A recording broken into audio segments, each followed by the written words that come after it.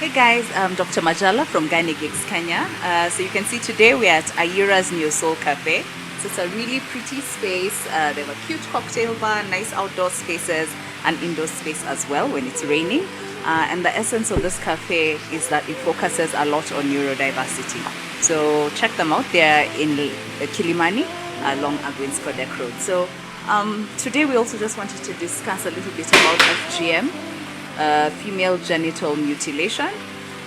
This week you'll see we are doing a series on that, so we'll post a few posts during the week on female genital mutilation. So we just wanted to highlight a bit what FGM is. So FGM is either the partial or total removal of the female external genitalia, and according to WHO this practice is causes a lot of harm and does no good. So it's a practice that's done for non-medical reasons. And why it's important is, according to WHO, as of this year, more than 200 million women and girls alive have undergone FGM.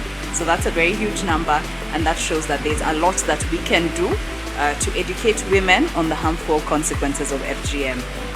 So some of the both short and long-term consequences of FGM, depending again on the severity, because we'll see some of the grades, the severity ranges from either type 1 to type 4, and type 1 being the lowest grade where only the clitoris stroke clitoral hood is removed, and type 4 being the most severe grade where there's marked removal of the tissue together with piercings and other severe forms of FGM. So some of the consequences of FGM are urinary tract infections, frequent vaginal infections.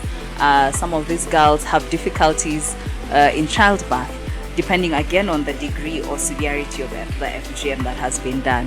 So you can imagine the perineum, vulva, vagina was created in a certain way, and you can imagine this woman who's giving birth, who's had either her labia minora removed, her clitoris removed, or has had that area above sealed or stitched.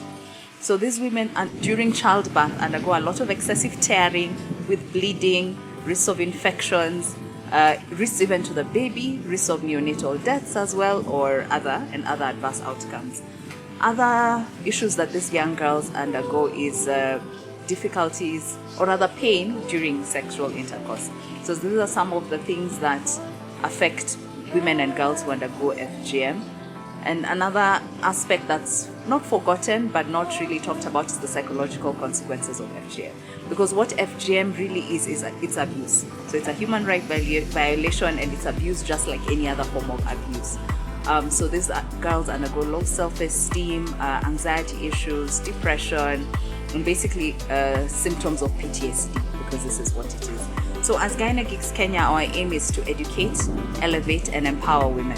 So our aim here is to educate young women and girls and the communities that practice FGM that this is a human rights violation, that this is a form of abuse, that this is wrong, that this causes more harm and no good, and that even in instances where we have what we call medicalized FGM, where healthcare professionals are the ones carrying out the practice of FGM, according to WHO, we have also seen that there are no seen benefits of this practice.